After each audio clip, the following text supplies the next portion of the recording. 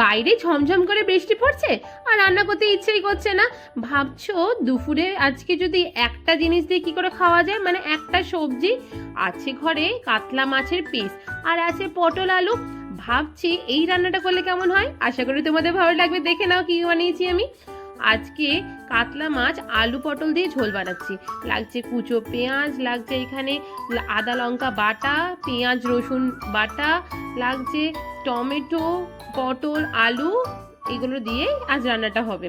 দেখো মাছটাকে নুন হলুদ দিয়ে ভালো করে ম্যারিনেট করে রেখে দিচ্ছি, কেননা নুনটা ঢোকা চাই তো মাছের ভেতরে। এরপর পটলটা নিয়ে নিলাম, পটলটাকে ভালো করে ছাল ছুলে এটাকে কেটে নেবো। দেখবে তোমরা কীভাবে করছি। লাগছে টমেটো, টমেটোটাকে কুচি করে নেবো। তো পটলটাকে অবশ্যই এরকমভাবে মাথাটা ছাড়িয়ে নেবে। তারপরে কেটে নেওয়ার পর ছালটাকে ভালো করে ছুলে নেবে। এরপর এই টমেটোটা কুচি করে নেবে। দেখো এইরকমভাবে তোমরা ছালটা ছুলো, কিন্তু যাতে মুখে সামান্য শক্ত শক্ত ভাবটা পড়ে। আর মাঝখানে এক ফালি করে কেটে নেবে, বেশি কাটার দরকার নেই।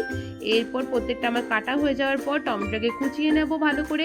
টমেটো অবশ্যই মিহি করে কুচাবে, যেমন তোমরা সবজির জন্য টমেটো কুচাও সেরকমভাবে কুচাবে। তারপরে এইখানে দেখো এবার লঙ্কাটাকে ভালো করে চিড়ে নেবো আমরা। লঙ্কাটা যতটা পারো সেটাও মাঝখান থেকে একসাথে চিড়ে নিলেই হবে। আর এদিকে গ্যাসের মধ্যে আমি কড়াই চাপিয়ে নিলাম, তার মধ্যে 4-5 চামচ তেল দিয়ে দিলাম টেবিল চামচে। এরপর আলু আর পটলটাকে ভালো করে ভেজে নেবো, ভাজা ভাজা করে নিয়ে এখানে যেন অর্ধেক সেদ্ধটা হয়ে যায় সেরকমই করে নেবো। দেখো এবার কড়াইয়ের মধ্যে দিয়ে দিলাম আলু আর পটলটাকে। তারপরে দেখো লাল লাল করে ভেজে নিচ্ছি। সামান্য পরিমাণে নুন দিয়ে দেবে, যাতে এর ভেতরে নুনটা ভালো করে ঢোকে, তাহলে খেতে ভালো লাগবে। সেটার জন্য ভালো করে নুনটা দিয়ে নিলাম। এরপর ভালো করে নাড়াচাড়া করে উঠিয়ে নিচ্ছি আমি এগুলোকে। দেখো লাল লাল করে ভালো রকম ভাজা হয়ে গেছে। আর পটল ভাজার পর এরকম কালো তেল হয়েই থাকে, তোমরাও দেখবে তোমাদের রান্নাতেও হয়ে থাকবে, অসুবিধা কিছু নেই। এর মধ্যে এবার মাছগুলো দিয়ে দিলাম, এক এক করে সমস্ত মাছ ভেজে নেবো। অল্প তেল দিচ্ছি, তার জন্য দুটো দুটো করে ভাজছি আমি, কেননা বেশি তেল খাওয়া শরীরের জন্য একদমই ভালো না। সেজন্য অল্প তেল দিয়ে তোমরা করার চেষ্টা করবে। আর স্বাস্থ্যকর হয় অল্প তেল দিয়ে করলে। দুটো মাছ আমি ভেজে নিচ্ছি একসাথে। দেখো সাইডে সরিয়েগুলো, কেননা একসাথে ভাজলাম না, তোমাদের বললাম কি কারণে। দিয়ে ভাজা ভাজা হয়ে গেলে উঠিয়ে নেবো এবার। এরপর এই তেলের মধ্যে সামান্য পরিমাণে তেল মেশাবো। দেখো আমার ভাজা হয়ে গেছে। ভাজা হয়ে যাওয়ার পর উঠিয়ে নিচ্ছি মাছগুলো আমি। সামান্য পরিমাণে তেল দিলাম আরও, কেননা ঝোলটা বানাতে হবে।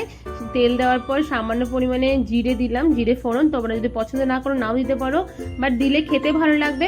আর এরপর দিয়ে দিলাম সামান্য পরিমাণে পেঁয়াজ, মোটামুটি দুটো পেঁয়াজ এখানে কাটা আছে মিডিয়াম সাইজের। এরপর পেঁয়াজটাকে ভালো করে ভাজা ভাজা করে নিতে হবে। তারপর এর মধ্যে পেঁয়াজ আর রসুন পেস্টটা দিয়ে দিচ্ছি, দিয়ে ভালো করে মিক্স করে নিতে হবে এর সাথে। এরপর আদা আর কাঁচা লঙ্কা বাটাটা দিয়ে দিচ্ছি। তারপরে ভালো করে কষিয়ে নেবো এটা। দেখো এরকম হয়তো তোমরা কষিয়ে নিও।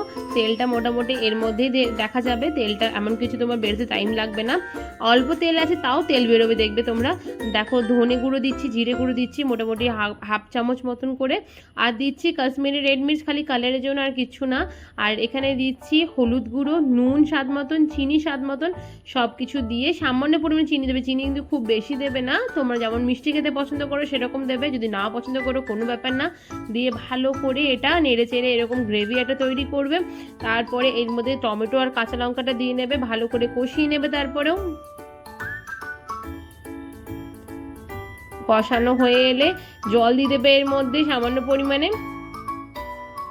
জল দিয়ে ভালো করে নাড়িয়ে চাড়িয়ে নেবে। দেখবে খুব সুন্দর গ্রেভি কালারটা এসছে, মানে এতটাই টেস্টি খেতে হয় তোমাদের কি বলবো। আর কালারটাও দারুণ এসছে, দেখো দেখে নাও তোমরা নিজেরাই, খুব সুন্দর কালারটা এসছে। এরপর নাড়িয়ে চাড়িয়ে ভালো করে এটাকে আবারও জল দিয়ে কিছুক্ষণের জন্য রেখে দেবে। এরপর গরম মশলা দেবে। গরম মশলা সাধারণত আমরা রান্নার শেষে দিই, কিন্তু এই পর্যায়ে যদি গরম মশলা তোমরা দাও তাহলে গন্ধটা পুরো সবজি বলো মাছে বলো খুব সুন্দরভাবে যাবে, সেজন্য এই সময় তোমরা দেওয়ার চেষ্টা করো।